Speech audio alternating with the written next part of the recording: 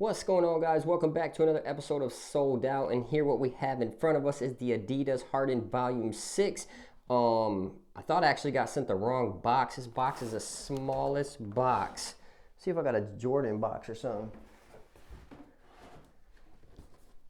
I thought this was a GS size when they sent this. Like, you can see the difference in the box. Okay, guys, we are going to work our way from the top to the bottom. As always, heel slip-in comfort was different with this sneaker. A lot of times they have larger size Achilles pillows in the back. Harden on this sneaker has tried something different. You can see that. These right here are like almost like a memory foam pad. It is a memory foam. I'm not sure what they call their blend. They also call it cat's tongue. The material right here. Sure if you can hear this.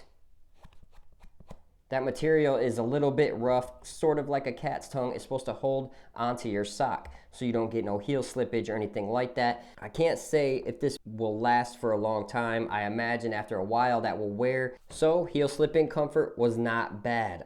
It did feel a little bit weird at first. It took a few minutes, 5-10 minutes, and it felt perfectly fine. It didn't feel like it looks. I know it looks very strange, but it felt great on foot. There was no heel slippage whatsoever. Now, I can't speak on if in 5-6 months you're going to get any heel slippage once you start wearing these Achilles pads down. I'm not sure. You're just going to have to kind of figure that out on your own. Every player is different. I'm small, you might be big, and I don't think it's something that's going to make a very big difference. It does look weird when you look down at your heel in the shoe because you can kind of see spacing a little bit in between these little pillars. But like I said, comfort was there, no slippage, which is absolutely what you need when you are playing with a basketball sneaker. I do not like any heel slippage whatsoever. That just ruins a shoe for me. Now down onto laces. Laces are nice. They're extra long. They're pretty thick. Don't look like they'll fray very easy. Looks like they could take a beating. Now, I wasn't a fan of the Dame Lillard tongue pull tabs, how it was set off to the side. There was one pull tab. On this, it has two, and I do not mind it. It gave me leverage to, lift up the tongue, pull the tongue tight, cinch the laces down, and just go play. The tongue was breathable. Really no issues with that. It was a very light padded tongue. It wasn't anything like the Zions, but it was very light padding. You can see how thin it is right there if you look closely. So yeah, there was no complaints about the tongue either. Now, down onto materials. That's one thing I absolutely did not like about the sneaker. This material runs hot. It's like no breathability. The tongue's the only, kind of has a jersey material, but it really isn't that breathable because it has other material underneath the jersey material. So this material kind of hot boxes your foot. My foot got very sweaty in these, and the material is super, super cheap. Now, I'm not sure you guys will be able to see that on camera, but it's like a felt material. You absolutely should not ever, ever, ever play with this sneaker outdoors. You will rip through these very, very quick. I mean, I didn't even play anybody when I was testing these out. I didn't even play a game, and I still got a little bit of like you can almost see it right there. I'm not sure if the camera will pick that up, but it's like a little bit of scuffing going on, and that's just from my own feet.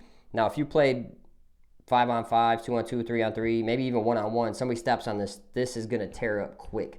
I just do not like the material on the Harden Volume 6. And I wish they would have made it more ported. At least put some holes in it. At least put a little bit of breathability into the sneaker. And it just did not do it for me. I hate having a sneaker be a hot box. I did not like that about the Harden 6. Now, down on the stability. This shoe felt very stable. Now, there's a lot of overlays, but nothing like crazy. It's not a lot of like synthetic stitching. It's just mostly glue. You can see right here on the toe box. There's that. They got this piece right here. There's this piece on the other side where the boost is exposed. And this piece right here. It is harder plastic. So I guess maybe that does help with stability. Maybe these two pieces right here on this side and on the other side do help with stability because I felt very stable in the sneaker. It does have a wide base. Just felt like a safe sneaker to me. No issues with stability and lockdown. Down onto cushioning. When this sneaker was first released, I thought this was gonna have a boost midsole, a boost insole inside the sneaker, and this was just kind of the design of the sneaker. Well, I was wrong. There is boost. You can see when I push that, it does push in fairly easy. I know this material that's wrapped around the sneaker does look very thick, and it does feel very reliable, but it's actually pretty soft. It's pretty pliable. You can push that in and you can feel that boost on the other side. So it's exposed on this side and not on this side. I thought this sneaker, when it came to being full length boost, was gonna be a little bit more comfortable. It wasn't bad. The comfort wasn't like top tier or bottom tier. It was just nice. It did its job. It didn't feel like what I wanted from Boost. I thought the Dame 8s felt a little bit better with the Bounce Pro when it came to cushioning. Maybe I need to break this in a little bit more. I'm not sure, but I really wasn't a huge fan of the Boost in this individual sneaker. So comfort really wasn't that bad, but it really wasn't that good. Now down onto traction. Traction was great. I had no issues whatsoever. I did not slip. I played with it in a dusty gym. I played with it in a clean gym, and I had no issues whatsoever. Stopped on a dime. I didn't slip out that much. I had a couple slides, but like I said, the one gym was super dusty. Other than that, there was no issue with the traction on this sneaker. It was pretty solid.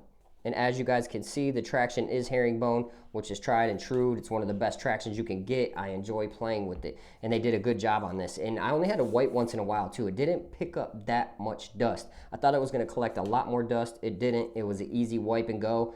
And you were right back in the game. On to aesthetics. When it comes to aesthetics for the Harden Volume 6, I think it was absolutely trash. It looked like someone gave my kid like a layout of a sneaker and just let him put patches on it. Like the design to this is absolutely horrible. I would never rock this aesthetically. And if it wasn't for this channel, I would not even purchase this sneaker just because I don't even like the aesthetic look of it. I do not enjoy this sneaker whatsoever.